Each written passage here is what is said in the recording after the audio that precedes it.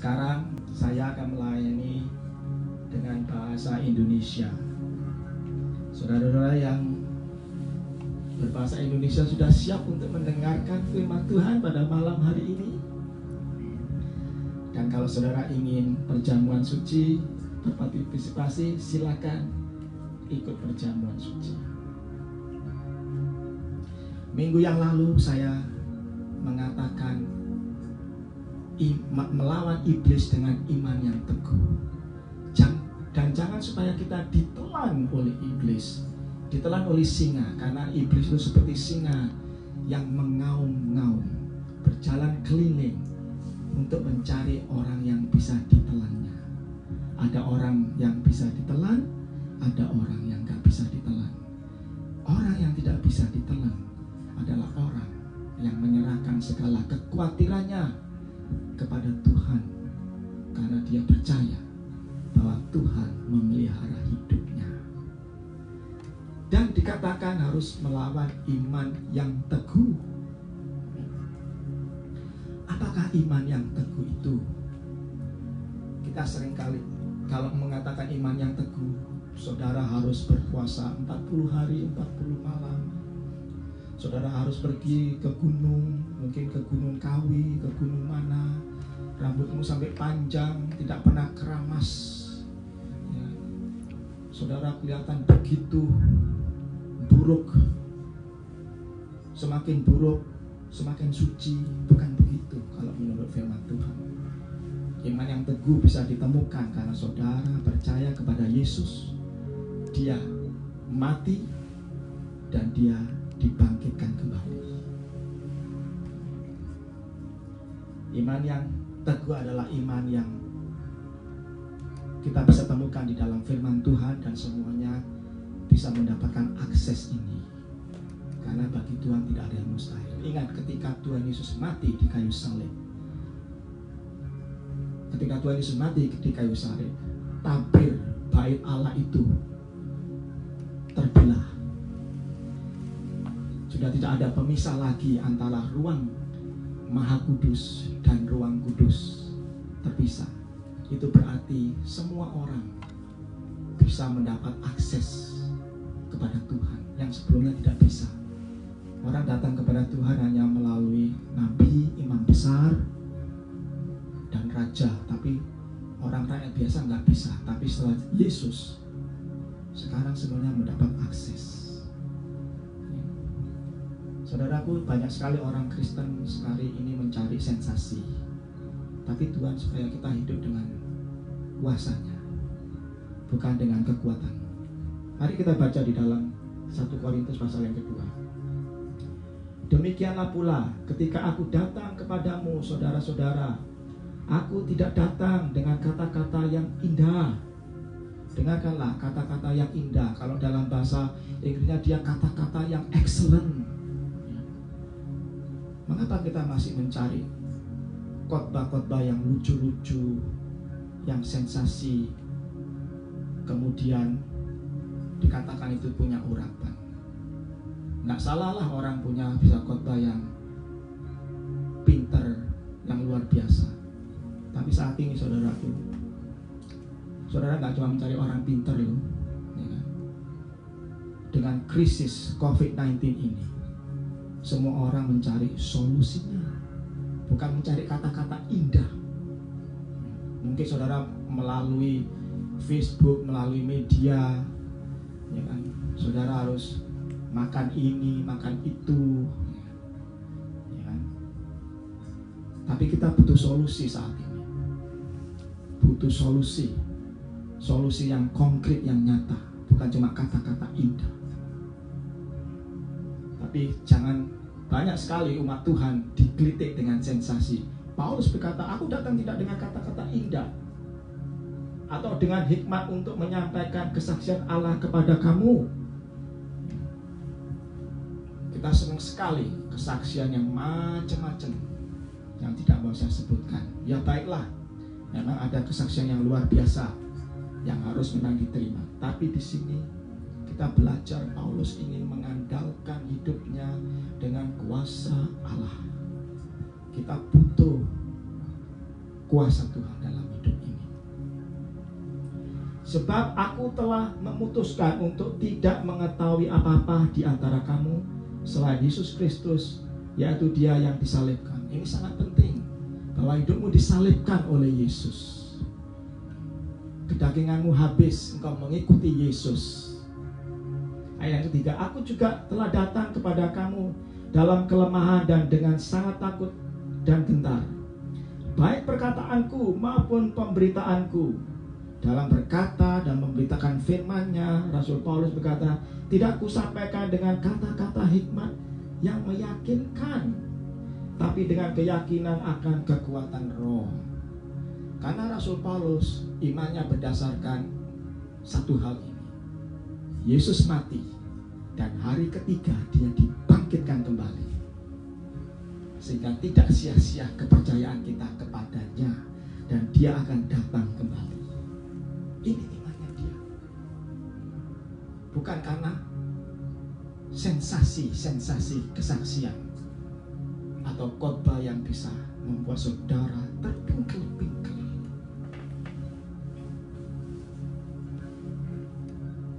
Supaya iman kamu jangan bergantung kepada hikmat manusia, tapi pada kekuatan Allah. Waduh, susah sekali untuk mendapatkan itu, Pendeta Ishak. Saudaraku, yang membuat susah itu bukan Tuhan. Yang membuat susah itu seringkali adalah diri kita sendiri. Bahkan gereja-gereja yang terlalu berbelit-belit, atau mungkin pendeta-pendetanya yang berbelit. Sorry ya, kalau memang pendeta-pendeta itu berbelit-belit, gereja berbelit, obatnya apa? Ya bertobat.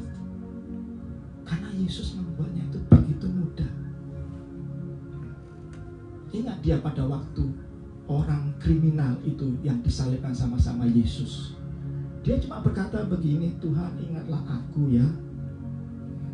Yesus cuma bilang, ya pada hari ini aku gak cuma ingat akan kamu, tapi pada hari ini engkau akan masuk bersama-sama aku di Taman Firdaus. Wah, mungkin kalau para pendeta, ya kan, gereja, kamu sudah ngasih perpuluhan enggak? Gitu. Kamu sudah dibaptis enggak? Gitu.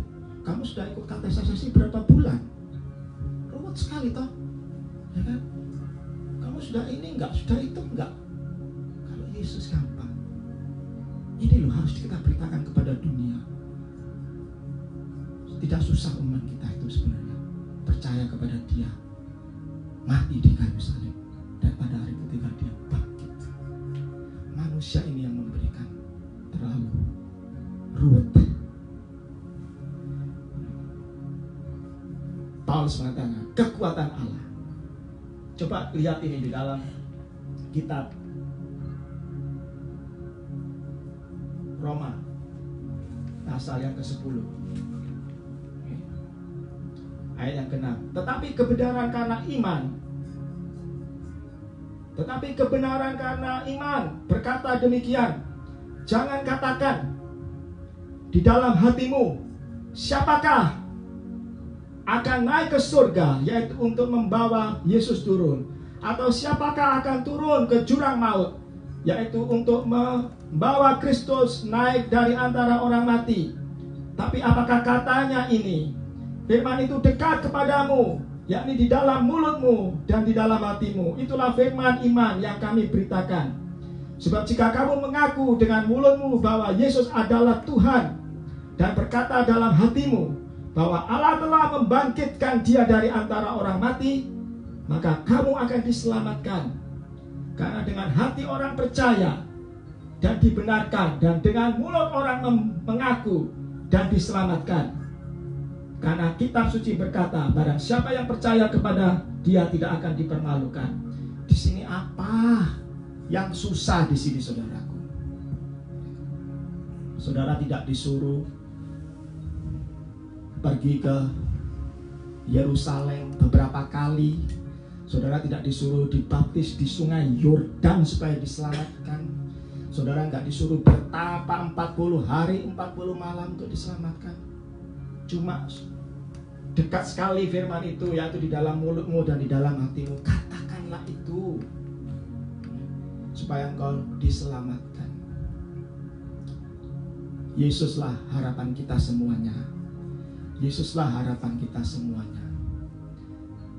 Saudaraku, iman ini yang teguh bisa ditemukan di dalam Yesus mati dan dia bangkit kembali. Amin. Mari kita baca di dalam kitab Markus. Kitab Markus pasal yang ke-10.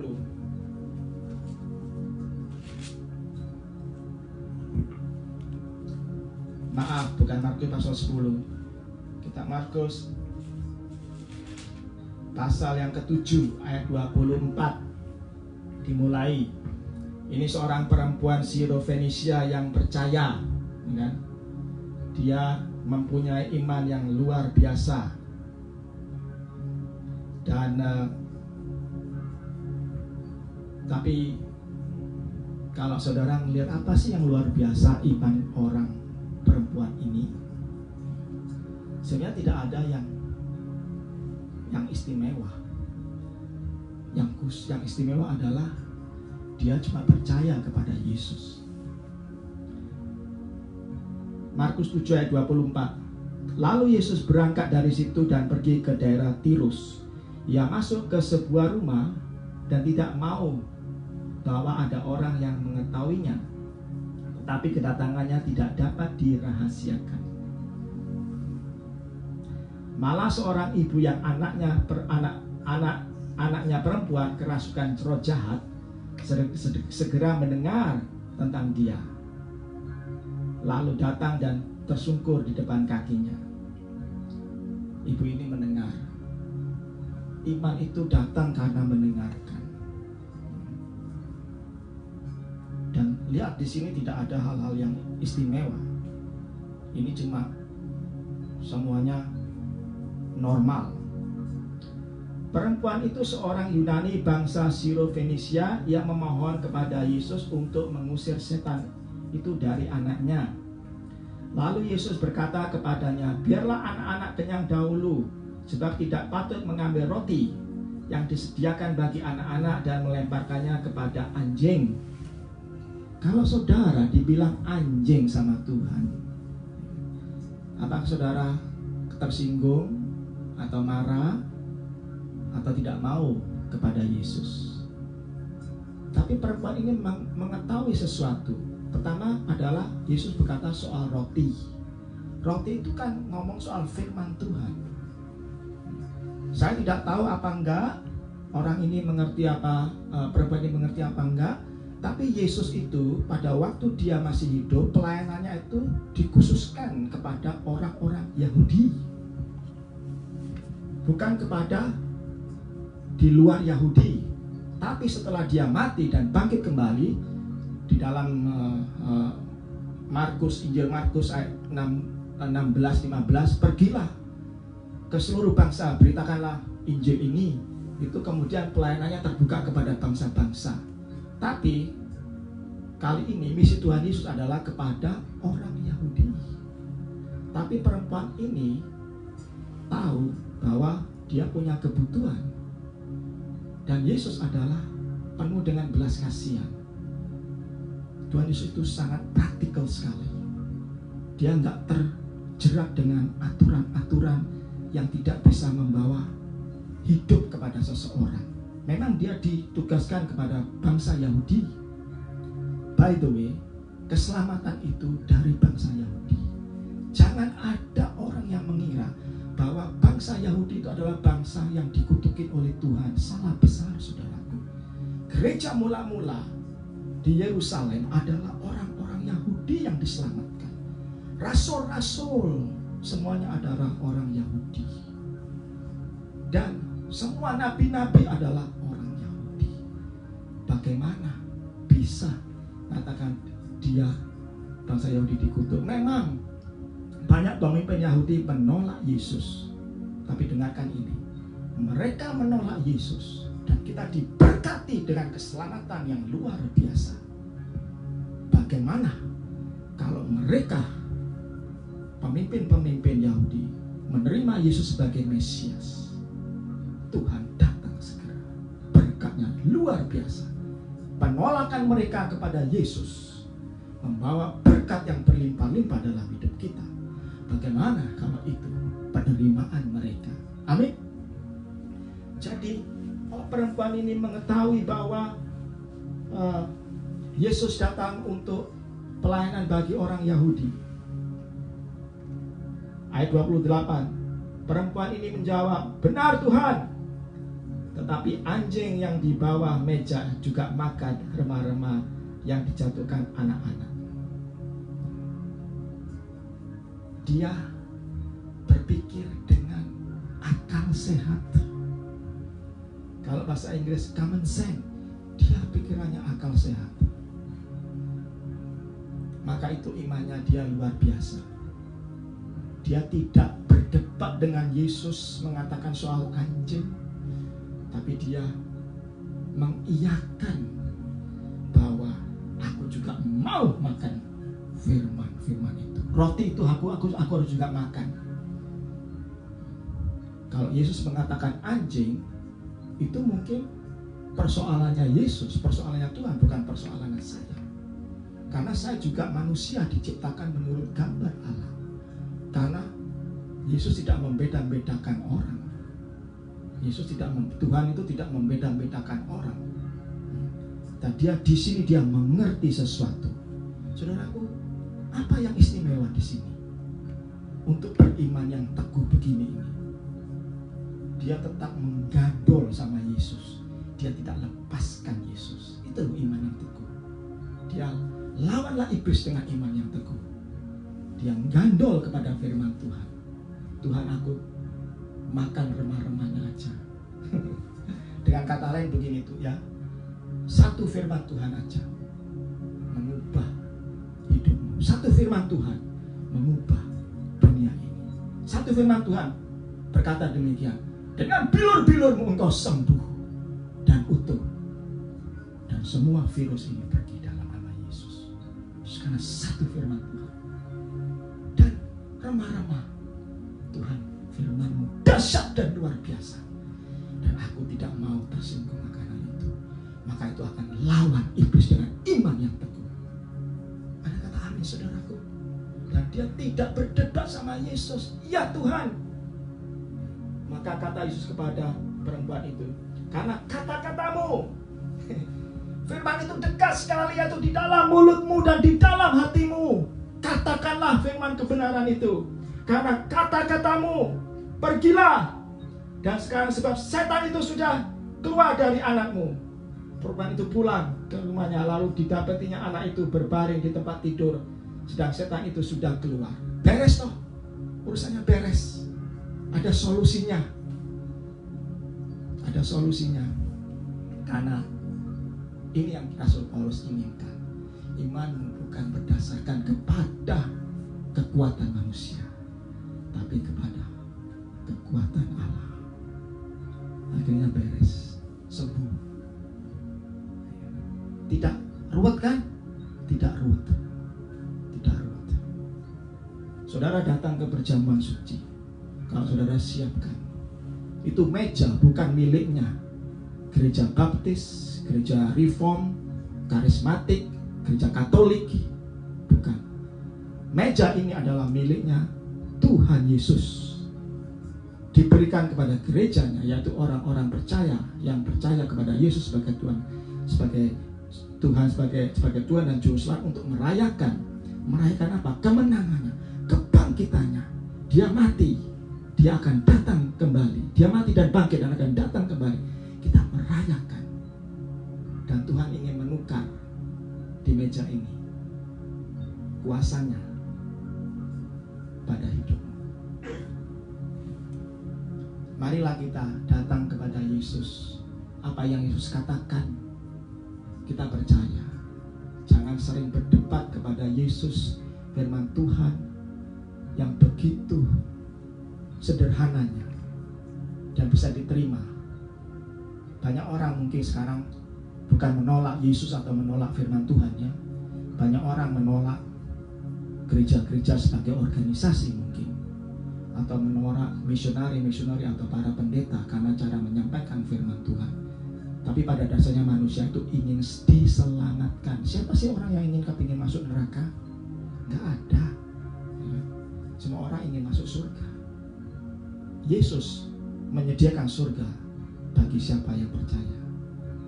Saya ingin bacakan, saudara, kalau saudara ingin terima Yesus sebagai Tuhan dan Juru Selamat, masuk surga itu begitu gampang. Saudara tidak perlu ke Yerusalem 100 kali, berenang di sungai Yordan 1000 kali. Anyway, sekarang nggak boleh ke sungai Yordan, nggak boleh ke Yerusalem, semuanya tertutup, ya kan?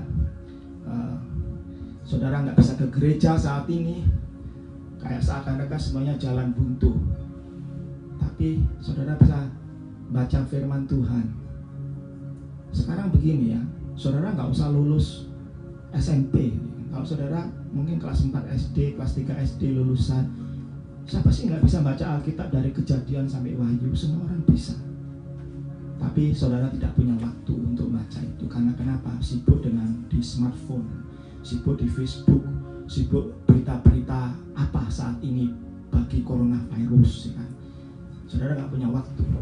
Padahal disitulah iman akan dibangun dengan dahsyat dan luar biasa. Ini saudara ya, Ibrani 1. Setelah pada zaman dahulu Allah berulang kali dan dalam berbagai cara berbicara kepada nenek moyang kita dengan perantaraan nabi-nabi. Dulu dia ngomong sama nabi-nabi, ya kan?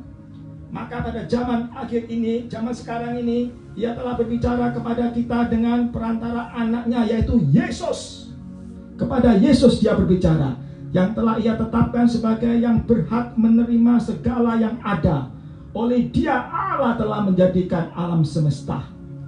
Ia adalah cahaya kemuliaan Allah dan gambar wujud Allah dan penopang segala yang ada dengan firman-Nya yang penuh kekuasaan. Dan setelah Ia selesai mengadakan penyucian dosa, Ia duduk di sebelah kanan yang maha besar di tempat yang tinggi, jauh lebih tinggi daripada malaikat-malaikat, sama seperti nama yang dikaruniakan kepadanya jauh lebih indah daripada nama mereka. Sekarang pada zaman akhir, Dia berbicara melalui anaknya Yesus. Kita perlu mendengarkan Yesus. Kalau saudara ingin hidup ini baik-baik, dengarkan Yesus. Masuk surga begitu gampangnya, mudahnya dengan Yesus. Dengan Yesus saudara bisa hidup suci. Dengan Yesus saudara bisa mengalami damai sejahtera yang sempurna. Dengan Yesus saudara bisa mengalami bahagia dan sukacita. Dengan Yesus saudara akan mengalami suatu penghiburan yang dahsyat luar biasa. Dengan Yesus saudara bisa disembuhkan. Dengan Yesus kita bisa dengan hidup sehat. Sudah siapkah saudara untuk masuk dalam perjamuan suci? Saudara kalau berjamuan suci bisa tersenyum, jangan merengut terus, merengut kayak memikirkan beban. Senyum saudara, Tuhan itu ingin melihat saudara tersenyum, jangan merengut terus. Ya, ini perayaan di meja Tuhan. Are you ready to take the Holy Communion? Can I see your smile? Maybe I cannot see your smile, but let God, let Jesus see your smile, because you are taking communion, because this is celebration that He died, but He rose again on the third day, and He's coming back, and He wants to give you a life of victory, triumphal life. Dia ingin saudara mengalami hidup yang penuh kemenangan di tengah-tengah ombak yang dahsyat. Tuhan bisa memberikan damai sejahteranya. Karena kenapa? Firman itu tidak jauh, tapi dekat, yaitu di mulutmu dan di dalam hatimu. Dan kita memberitakan dan engkau mengatakan firman Tuhan itu. Amin. Again, The word of God is not far away. Far away, no. It's near. It's near you. In your mouth and in your heart. And speak the word of the living God. Hallelujah. Hallelujah. Okay. Amen and amen. When you come to the table of God here, you believe God will deliver you from sickness and disease, from calamity. Kalau saudara datang ke meja Tuhan, percaya bahwa Tuhan itu melindungi saudara dari segala macam penyakit, wabah, memberikan damai sejahtera. Amin. Karena ini tubuhnya dan darahnya. Ini keselamatan dari Tuhan. This is His body broken for you, and His blood shed for you. Just a moment. Okay? Amen. Hallelujah.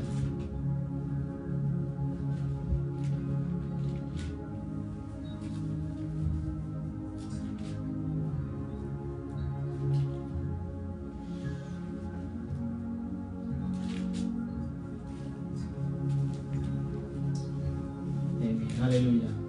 Okay. And this is the word of Jesus.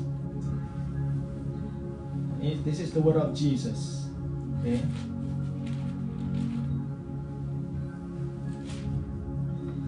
Thank you for being patient with me, because I know there is 30 minutes left in speaking Indonesia. Terima kasih saudara-saudara yang sabar. Haleluya. Haleluya. This is the word of Jesus. When He had given thanks, Jesus given thanks, and He broke the bread and said, "Take, eat. This is my body, which is broken for you. Do this in remembrance of me." In the same manner, He also took the cup after supper, saying, "This cup is the new covenant in my blood.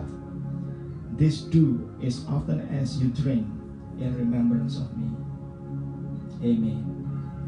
Amen. Hallelujah.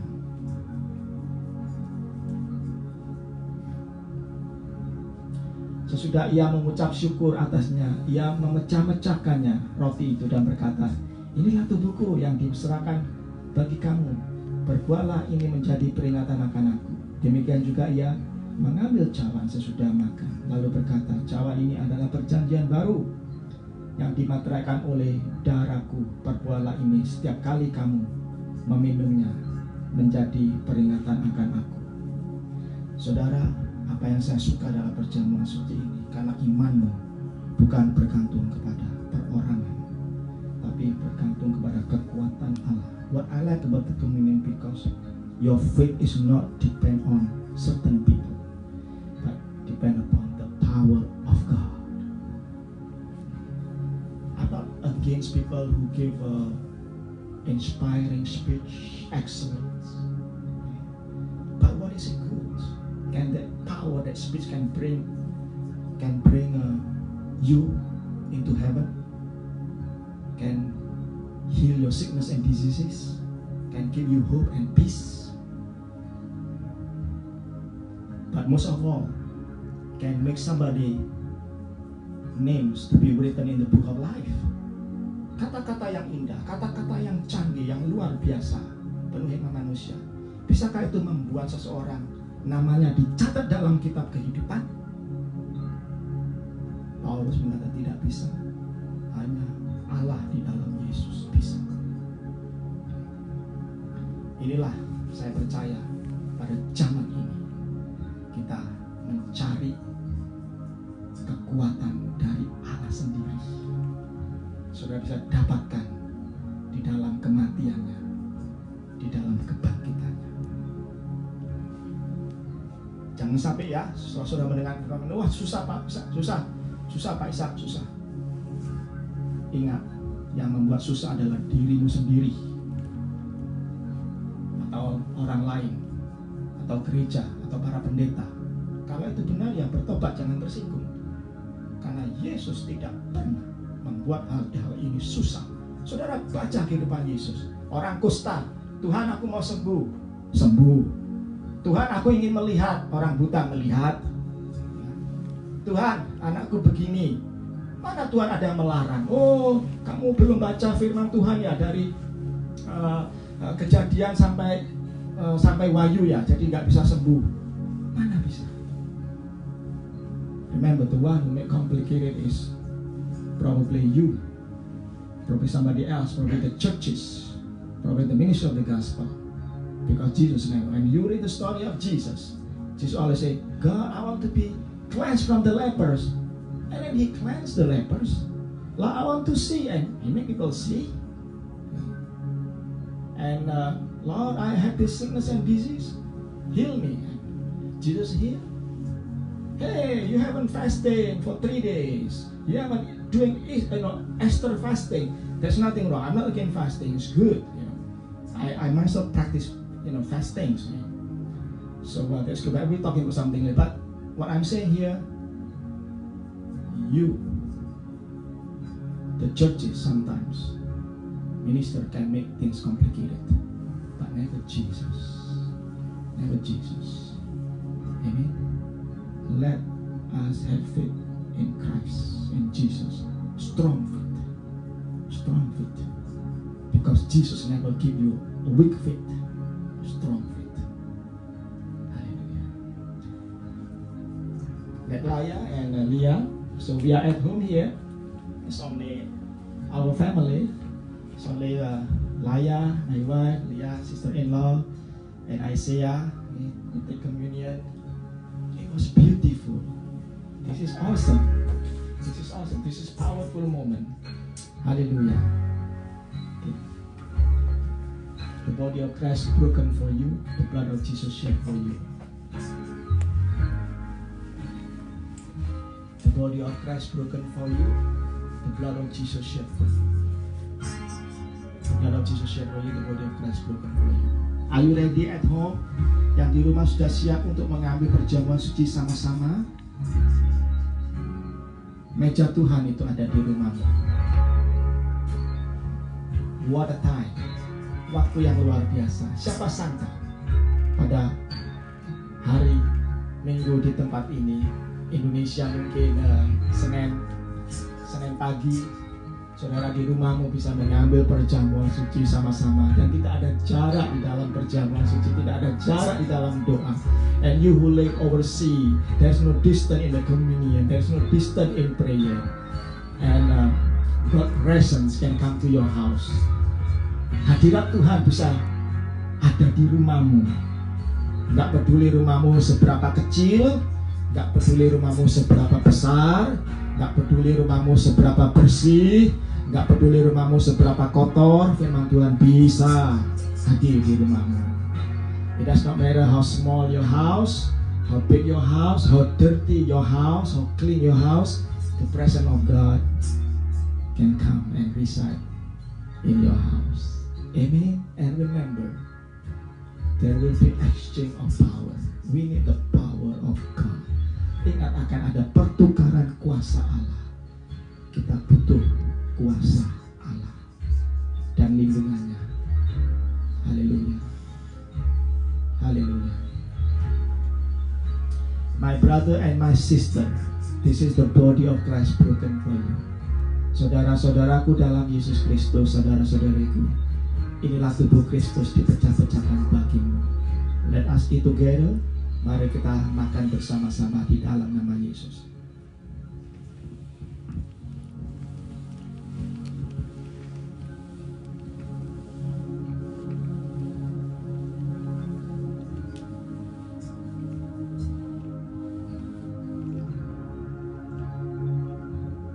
Amen. Let us lift up the cup here. My brother and my sister,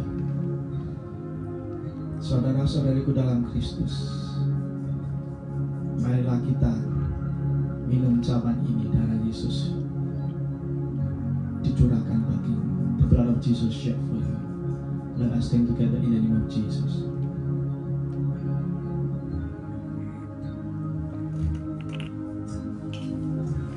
Amen and amen. Hallelujah.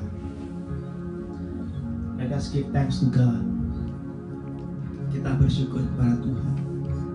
And let's pray. Father, we thank you